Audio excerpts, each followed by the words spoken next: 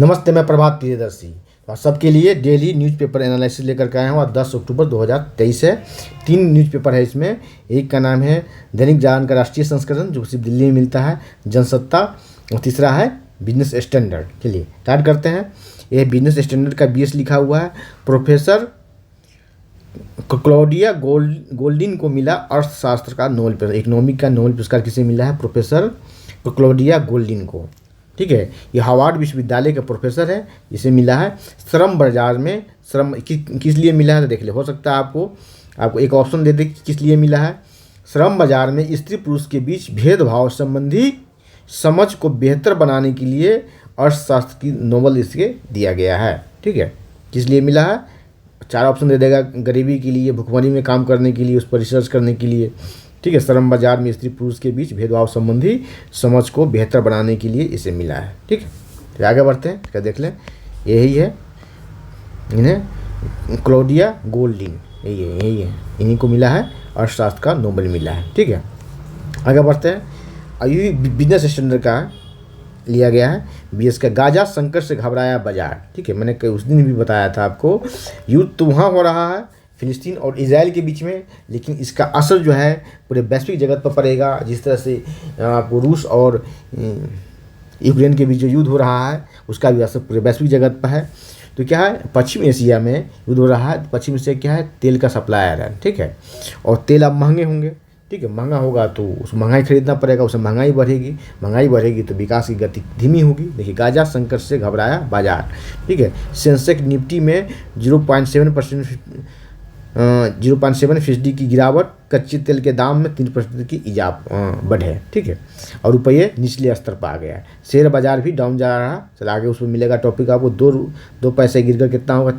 83 रुपया 27 पैसे हो गया। ठीक है, आगे बढ़ते हैं, इसको पढ़ेंगे। इसका PDF मैं आप लोगों को डाल दूंगा आप लोगों के लिए टेलीग्राम चैनल पर। वहाँ से पढ़ेंगे, समझ बढ़ाएंगे, नोट्स बनाते रहेंगे। बिजनेस स्टैंडर्ड का BS का है। तेल उबलने लगा, तेल उबलेगा, उद्योग का खर्चा बढ़ेगा। मतलब तेल उबलेगा, ठीक है, और उद्योग का खर्चा बढ़ेगा। ठीक है, क्या किस लिए? इजराइल संघर्ष का दिखेगा असर। तेल का दाम बढ़ेगा, कच्चे तेल का, जिससे उद्योग भी अब उसका विकास गति भी धीमी हो जाएगी। उद्योग की चुनौतियां बढ़ गई। ठीक है, तीसरे आप पढ़ेंगे इसको। ठीक है, पश्चिम एशिया में इजराइल संघर्ष के बीच भारतीय उद्योग जगत ने चुनौतियों से निपटने की तैयारी शुरू कर दी। ईंधन की कीमतों में तेजी से सभी कंपनियां की लागत बढ़ने की आशंका है। लागत बढ़ेगा तो सामान का दाम बढ़ेगा। ठीक है, बढ़ेगा तो क्या होगा? महंगा होगा तो उसकी खरीदारी कम हो गई मार्केट में। ठीक है, तो क्या आर्थिक मंदी आएगी। इजराइल पर हमास के तेज हमले के बाद तेल की कीमतें चढ़ गई है और दुनिया भर के बाज़ारों में घबराहट पैदा हो गई है। ठीक है, अब आगे आते हैं, देखें इसके बारे में। देखिए आगे क्या, ये भी बिजनेस स्टैंडर्ड का BS का है। क्या कर रहा है? वित्त शेयरों में FPI। देखिए, FPI का फुल फॉर्म पे PPSC पूछने लगा, कई एग्जाम में पूछा जाता है फुल फॉर्म। ठीक है, FPI क्या है? देखिए यहाँ FPI इसको बोलते हैं foreign portfolio investment. Portfolio investment से बोलते हैं। यहाँ देखिए, विदेशी पोर्टफोलियो निवेशक।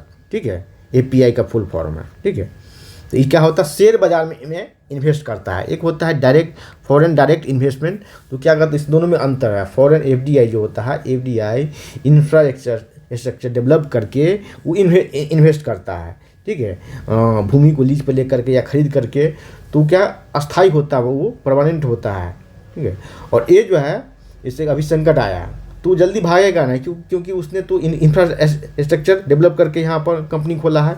और FPI जो होता है शेयर मार्केट में निवेश करता है। ठीक है, तो जब भी कोई संकट दिखता है, हलचल इसको महसूस होता है कि हलचल आने वाली है, जिससे बिजनेस व्यापार पर असर पड़ेगा, तो ये लोग अपना पैसा निकाल करके निकल जाता है। ठीक है, तो इसलिए कहा था ये अस्थाई नहीं होता। FPI अस्थाई नहीं होता है। ठीक है, ठीक है, सितंबर में FPI के निवेश पर एक नज़र। ठीक है, पूंजीगत वस्तु पे इतना हुआ, उपभोक्ता पे इतना, वाहन, अन्य पर। देखिए, चलिए इसके बारे में सिर्फ इतना ही जाने। FPI क्या होता है और FDI और FPI में अंतर क्या होता है वो जान लिया आपने। ठीक है, और ये इकोनॉमिक्स का टॉपिक है। इससे आपको क्वेश्चन पूछा जा सकता है एग्जाम में। PPSC में आपने देखा है क्वेश्चन पैटर्न बदला है। तो आपको देखिए, यहाँ देखिए आप स्मॉल है ना मिड कैप पर दबाव की आसार, ठीक है। विश्लेषक महंगे मूल्यवान को ध्यान में रखते हुए, ठीक है, स्मॉल कैप मिड कैप पर सतर्क है। चलिए आगे बढ़ते हैं। ये भी बिजनेस स्टैंडर्ड का है। IMF इंटरनेशनल मॉनेटरी फंड इसको बोलते हैं, हिंदी में कहते हैं विश्व मुद्रा कोष। विश्व बैंक की बैठक में शामिल होंगी कौन? वित्त मंत्री। कहाँ होने जा रहा है ये बैठक? यहाँ देखेंगे आप, ठीक है। वित्त मंत्री निर्मला सीतारमन IMF और विश्व बैंक की सालाना बैठक और G20 की वित्त मंत्रियों और केंद्रीय बैंक के गवर्नरों, मतलब शक्तिकांत दास भी जाएंगे इसमें, कि चौथी बैठक कहाँ होने जा हिस्सा लेने के लिए? ये मोरक्को के मराकेश में, ये बैठक होने जा रही है। मोरक्को के मराकेश, ठीक है, मोरक्को के मराकेश, ठीक है, लिए रवाना होंगे। चलिए आगे बढ़ते हैं, जान लिया। आगे है आगे कि EBS है, बिजनेस स्टैंडर्ड का है, ठीक है। बढ़ सकती है निर्यातकों की परेशानी। इजराइल हमास युद्ध के बीच युद्ध के कारण माल भेजने की लागत बढ़ने के साथ ही बीमा प्रीमियम भी बढ़ सकता है, ठीक है। इसको आप पढ़ेंगे, ठीक है, आपको मेंस राइटिंग इंटरव्यू में ये सब काम आ सकता है। इसको पढ़ कर समझ बढ़ाएं और एक सिनोप्सिस बनाते रहें, ठीक है। भारतीय इजराइल बीच व्यापार पर भी असर पड़ा है, ठीक है। विशेषज्ञों के क्या कहना है उसके बारे में पढ़ेंगे आप लोग। ये भी बिजनेस स्टैंडर्ड का है। 5 राज्यों में विधानसभा चुनाव 7 से 30 नवंबर के बीच मतगणना होगी 3 दिसंबर को। तो इसकी घोषणा, चुनाव की घोषणा कब की गई है? चुनाव की घोषणा की तिथि पूछ लिया जाता है, 9 अक्टूबर को किया गया है, 9 अक्टूबर 2023 को, ठीक है। BPSC में कई बार आपने देखा है कि डायरेक्ट पूछ लिया जाता है किस तिथि को, किस डेट को इसकी घोषणा की गई है, ठीक है, 9 अक्टूबर को किया गया है, ठीक है। कि किस राज्य में चुनाव है? तो मिजोरम में है, छत्तीसगढ़ में है, मध्य प्रदेश में है, राजस्थान में और तेलंगाना में, ठीक है। 5 राज्यों में विधानसभा चुनाव होने जा रहे हैं। कितने राज्यों में? तो 5 राज्यों में, ठीक है, इसको देख लेंगे। और किस राज्य में विधानसभा की कितनी सीटें हैं उसे भी आप लोग याद रखेंगे, क्योंकि हो सकता है आपको कूट मिलान रहेगा, आपको पूछ देगा एग्जाम में किस राज्य की विधानसभा में कितनी सीटें हैं। यहाँ देखिए आप, ठीक है, यहाँ देखेंगे, देखिए यहाँ मिजोरम में कितना है? 40 है, छत्तीसगढ़ में 90 है, मध्य प्रदेश में 230 है, राजस्थान में 200 है और तेलंगाना में 119 है। ये आपको सभी याद होना चाहिए, ठीक है। चलिए आगे बढ़ते हैं। कहा था जो चर्चा में होता है पर्चा में आता है। BPSC में जो करंट अफेयर्स का क्वेश्चन आया है सारा आपको न्यूज़पेपर का टॉपिक से उठाया गया है, ठीक है। तो यहीं से उठा लिया जाएगा कि आपको 4 कूट दे देगा किस राज्य में कितनी, सभी आपको याद होना चाहिए साथ साथ, ठीक है। आगे देखते हैं जनसत्ता का, GS का जनसत्ता का 5 राज्यों में चुनाव 7 से 30 नवंबर 2023 के बीच में 2 चरणों में होगा, ठीक है, वही है, ठीक है। विधानसभा सीटों की संख्या है, चलिए इसे याद रखेंगे। चलिए, और ये जनसत्ता का है। अब देखिए, चाबहार पर जल्द होगा भारत और ईरान के बीच में करार। चाबहार कहाँ? चाबहार एक बंदरगाह है जो ईरान में है। ग्वादर जो है पाकिस्तान में बंदरगाह है। ग्वादर का निर्माण कर रहा है चाइना, ठीक है। इसी काउंटर में भारत चाबहार का निर्माण कर रहा है ईरान में। पश्चिम एशिया तक पहुँच और पश्चिम एशिया से आगे आपको अफ्रीकन कंटिनेंट में पहुँच के लिए ये बंदरगाह का निर्माण किया जा रहा है, ठीक है। लिखते हैं, लेकिन युद्ध जो छिड़ गया है तो क्या है कि भारत सपोर्ट कर दिया है इजराइल को और ईरान सपोर्ट कर रहा है हमास को। हो सकता है कि इसमें कोई बाधा उत्पन्न हो जाए, लेकिन ऐसी संभावना नहीं है, ठीक है। समझदारी के साथ दोनों आगे बढ़ रहा है। ग्वादर की काट चाबहार बंदरगाह भारत के से चिंतामुक्त करने के लिए प्राप्त साबित होंगे। चलिए देखिए, चाबहार इस नई प्रगति को पाकिस्तान तथा चीन के लिए एक तगड़ा आघात बताया जा रहा है। ऐसा इसलिए क्योंकि ईरान को अंतर्राष्ट्रीय पहुंच देने वाले चाबहार बंदरगाह पाकिस्तान के उस ग्वादर बंदरगाह की तरफ माना जा रहा है, ठीक है। आगे बढ़ना है। देखिए, भारत तथा ईरान ने चाबहार जैसे रणनीतिक तौर पर बहुत अहम बंदरगाह के प्रचालन के लिए 10 साल के समझौते पर आगे सामने आए हैं, समझ कि लेकर सामने आए हैं। विवाद को सुलझा लिया है, मतलब विवाद सुलझ गया है, ठीक है। वैसे इस समझौते की वजह से भारत से चाबहार बंदरगाह के माध्यम से चावल किस का निर्यात होगा? चावल का होगा, चाय और दवाओं जैसी वस्तुओं का निर्यात होगा, ठीक है, जल्दी आसान हो जाएगी। ग्वादर के रास्ते भारत की ये सुविधा उपलब्ध नहीं है क्योंकि चीन ने वहाँ डेवलप कर रहा, आप पाकिस्तान में है, चलिए इसको आप पढ़ेंगे, इन इंटरव्यू में भी काम आएगा आपको, ठीक है। ये भी जनसत्ता का है। पुतिन ने कहा संयुक्त राष्ट्र की सुरक्षा परिषद में भारत को अस्थायी सदस्यता मिले। चलिए अस्थायी सदस्य देश कितने हैं? सिर्फ 5 है। कितने हैं अस्थायी? संयुक्त राष्ट्र में अस्थायी परिषद में संयुक्त राष्ट्र में सुरक्षा परिषद में कितने सदस्य देश हैं? तो उसमें 5 अस्थायी सदस्य हैं। 5 कितने हैं? अस्थायी सदस्य हैं, ठीक है। जैसे अमेरिका है, नहीं, अमेरिका है, इंग्लैंड है, रूस है, चीन है और फ्रांस है, 5 देश है। और आगे भारत को इसमें शामिल करने की बात हो रही है, ठीक है, भारत को इसमें शामिल करने की बात हो रही है, ठीक है।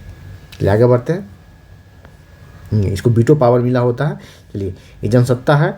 तमिलनाडु विधानसभा में कर्नाटक से कावेरी पानी की लाने के प्रस्ताव मंजूर। डायरेक्ट आपसे पूछा जाएगा ये कावेरी जल विवाद, जो कावेरी नदी जल विवाद है, किन राज्यों के बीच है? तो एक तमिलनाडु और दूसरा कर्नाटक, ठीक है।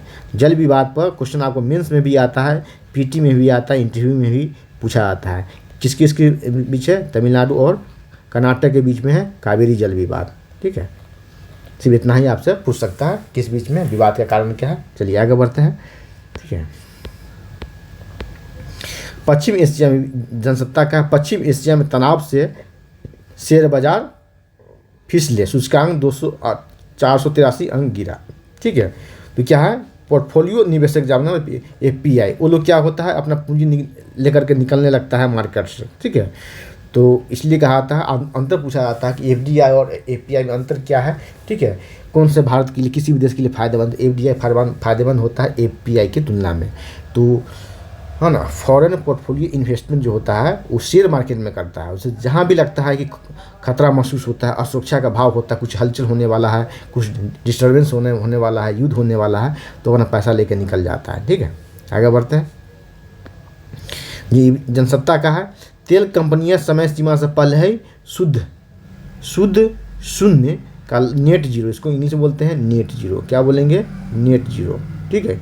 नेट जीरो का लक्ष्य पूरी करने की कोशिश में किसने बोला? हरदीप पुरी, जो पेट्रोलियम और प्राकृतिक गैस मंत्री है, हरदीप पुरी ने कहा, ठीक है। क्या है?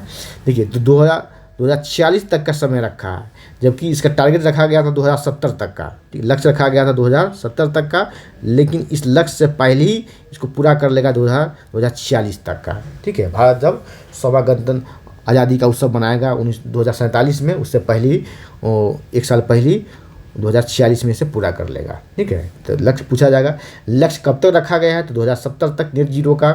लेकिन इससे कब पूरा, उससे पहले ही कब पूरा किया जा सकता है, ठीक है, तो 2046 तक, ठीक है।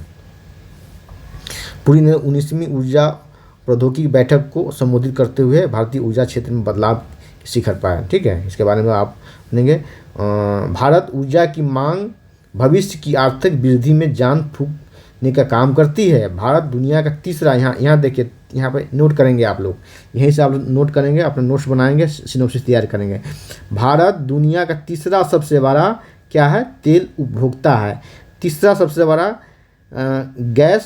रसोई गैस उपभोक्ता है। तीसरा सबसे बड़ा तेल का भी उपभोक्ता है। तीसरा सबसे बड़ा रसोई गैस का भी उपभोक्ता है। और आगे देखें क्या है? चौथा तरलीकृत प्राकृतिक गैस एलएनजी का आयातक, और चौथा बड़ा फर्टिलाइज़र, और चौथा बड़ा, ठीक है, वाहन बाजार है। तो इसको आप लोग नोट कर लेंगे क्या क्या है, ठीक है। आगे बढ़ते हैं। पुरी ने कहा 25% हिस्सेदारी ने वैश्विक ऊर्जा मांग में वैश्विक ऊर्जा मांग में जो वृद्धि हो रही है उसमें 25% की हिस्सेदारी सिर्फ भारत की है। नेट शुद्ध शून्य उत्सर्जन लक्ष्य निर्धारित किए गए। पुरी ने कहा कि यह जीवाश्म ईंधन से स्वच्छ ईंधन और नवीकरण ऊर्जा की ओर क्रमिक बदलाव होगा। उन्होंने कहा कि तेल की ऊंची कीमतों ऊर्जा बदलाव की गति देती है। क्या है? उन्होंने कहा कि तेल की ऊंची कीमतें ऊर्जा बदलाव की गति देती है, ठीक है। ये है दैनिक जागरण का राष्ट्रीय संस्करण है DJRS, ठीक है। आगे देखते हैं क्या है। 6 करोड़ चुनाव के बारे में ही बता ही दिया है। 5 राज्यों में चुनाव होने जा रहा है, ठीक है, घोषणा हो चुकी है, ठीक है, देखेंगे यहाँ, ठीक है। और राज्यों के विधानसभा का सीटें भी देख लेंगे, वही है। चलिए आगे बढ़ते हैं। और घोषणा कब किया गया है? तो 9 अक्टूबर को किया गया है, 9 अक्टूबर को, ठीक है, 9 अक्टूबर को किया गया है। ठीक है, घोषणा किसने किया है? तो चुनाव आयुक्त ने किया है। मुख्य चुनाव आयुक्त कौन है? राजीव कुमार। यहाँ से आपको नाम पूछ देगा मुख्य चुनाव आयुक्त कौन है। और दो अन्य आयुक्त कौन है? तो उसका नाम है अनूप चंद्र पांडे। तीसरे का नाम कौन है? तीसरे का नाम क्या है? तीसरे का नाम है अरुण गोयल। ठीक है, तो इससे पता ये चलता है कि भारतीय चुनाव आयोग जो है कितने सदस्य है? तीन मेंबर्स है इसमें, 3 मेंबर्स है। ठीक है, 3 मेंबर्स है। पहले एक मेंबर था, उसके बाद 3 मेंबर हुआ, फिर एक मेंबर किया गया, अब फिर 3 मेंबर है। ठीक है, कब कब किया गया आपको पॉलिटिकल बुक में इसमें सर्च मारेंगे। ठीक है, 3 मेंबर है, 3 सदस्यीय निर्वाचन आयोग है। ठीक है, आगे बढ़ते हैं। यह कार्यकाल कितना होता है? ठीक है, इस सभी आप देख करके नोट्स बनाएंगे आप इससे संबंधित। अब ये भी DGRA दैनिक जागरण का राष्ट्रीय संस्करण, भारत को मिला स्विस बैंक के नए खातों की जानकारी। ठीक है, स्विस बैंक में क्या है? स्विट्जरलैंड में स्विस बैंक है। और यहाँ जो है जो आपको ब्लैक मनी यहाँ पर जमा किया जाता है। इस बैंक की खासियत ये है, एक खासियत है कि इसमें किसी को जानकारी नहीं दी जाती थी। ठीक है, लेकिन इसके वैश्विक दबाव इस पर डाला गया, अमेरिका के द्वारा भी डाला गया 2014-15 में। तो ये तैयार हुआ कि मैं जानकारी में सरकार को दूंगा, मीडिया को नहीं दूंगा, सरकार को दूंगा। ठीक है, और जो ऑथराइज्ड बॉडी होगा उसको दूंगा। तो जानकारी देने लगा है। इसमें क्या है कि नॉमिनी नहीं होता। आप बैंक अकाउंट खुलवाने जाते हैं किसी बैंक में, तो आपको नॉमिनी का नाम लिखवाता है कि आपके बाद कौन, आपकी कोई दुर्घटना हुआ थी, आप नहीं रह पाते हैं। ठीक है, तो आपके बाद इसका दावा कौन कर सकता है? ठीक है, तो नॉमिनी, लेकिन यहाँ नॉमिनी की फैसिलिटी नहीं है। आप अगर चले गए हैं, आपका पैसा यहाँ जमा, आप अगर चले गए तो आपका सारा पैसा इस बैंक का हो जाएगा। ठीक है, देखिए भारत समेत 104 देशों के 36 लाख खातों की जानकारी साझा की गई है कल परसों। स्विस बैंक की तरफ से खाता रखने वालों की पहचान, उसका देश, टैक्स, पहचान संख्या, अकाउंट बैलेंस सभी की साझा किया गया है। ठीक है, वही इस खाता का पता लगाने कोई व्यक्ति विदेश में जमा अपनी राशि की जानकारी दे रहा है या नहीं। ठीक है, ट्रेजर फंडिंग के बाद सारा इसकी जानकारी होगी। ठीक है, आगे बढ़ते हैं। देखिए आगे है दैनिक जागरण का राष्ट्रीय संस्करण, इसके बारे में बता ही दिया है आपको। क्लाउडिया गोल्डिन को मिला है, क्या मिला है? नोबेल मिला है। किस लिए मिला है वही मैंने आपको बता दिया, किस पर काम करने के लिए। चलिए आगे बढ़ते हैं। तो आगे है दैनिक जागरण का राष्ट्रीय संस्करण ये भी है। भारत का रणनीतिक साझेदार बना तंजानिया। तंजानिया का अफ्रीकन कॉन्टिनेंटल देश कंट्री है, अफ्रीकन कॉन्टिनेंटल कंट्री है, अफ्रीका महादेश का देश है। नई दिल्ली में सोमवार को राष्ट्रपति भवन में तंजानिया की राष्ट्रपति कौन है? सुलू हसन। ठीक है, ये आपको नाम पूछ सकता है कि हाल ही में किस देश के राष्ट्रपति ने भारत की यात्रा की? तो तंजानिया के राष्ट्रपति, उसका नाम क्या है? तो नाम है, यहाँ देखिए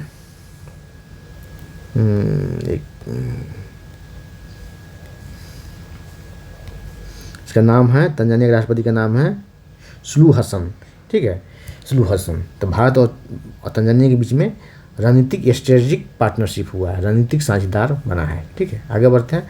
हाँ, अफ्रीका महाद्वीप में चीन के वर्चस्व को काउंटर करने के लिए ये दूरगामी कदम है। कौन सा कदम है? तो दूरगामी कदम है। ठीक है, आगे बढ़ते हैं।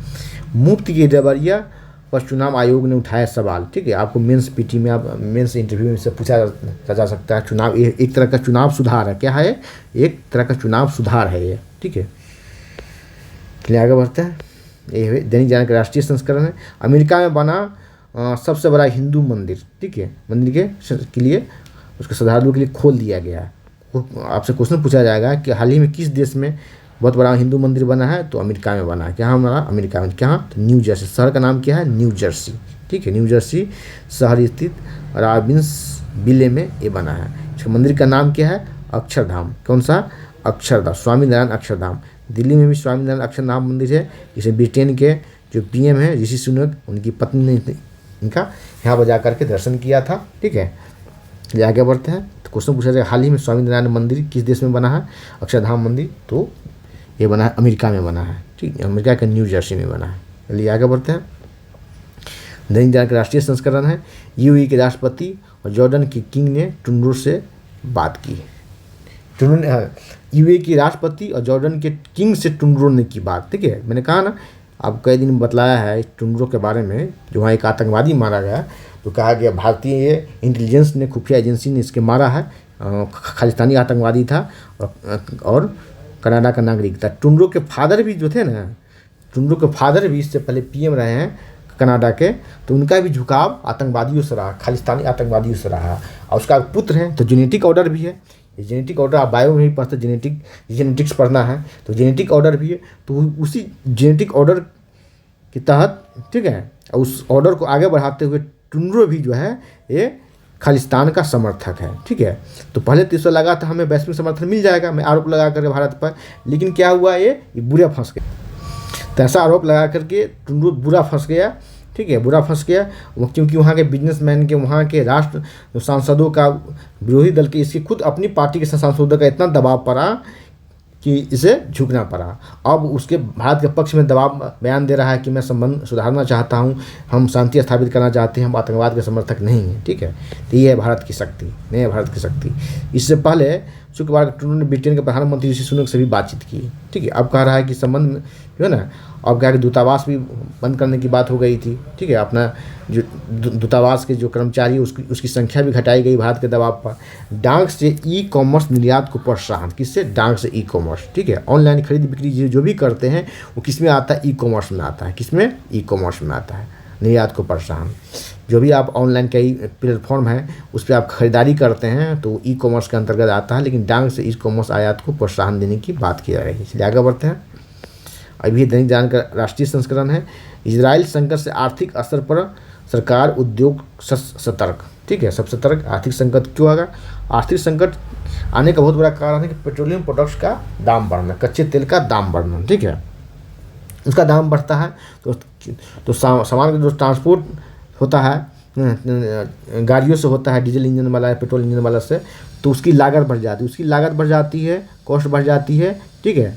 जिसके सामान महंगा बिकने लगता है मार्केट में तो उसका डिमांड कम हो आता है, तो यही असर है, ठीक है। दैनिक जागरण का राष्ट्रीय संस्करण है।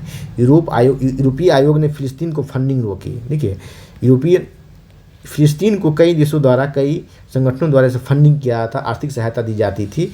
इस पर हमले के बाद हमास ने जिस तरह से बर्बरता किया, इजराइल के महिला सेना के साथ जिसने बर्बरता की, नंगा करके उसके साथ तमाशा किया गया, ये शर्मनाक है, मानवता की शर्मनाक। तुम्हारा लड़ाई है, तुम्हारा युद्ध है, तुम युद्ध करो, सेनाओं से युद्ध करो, लेकिन महिला सेना के साथ इस तरह से, पुरुष सेना के साथ ऐसा नहीं किया जाता है, ठीक है। लेकिन महिला सेना के साथ तुम नंगा करके तुमने किया और बहुत बर्बरता किया।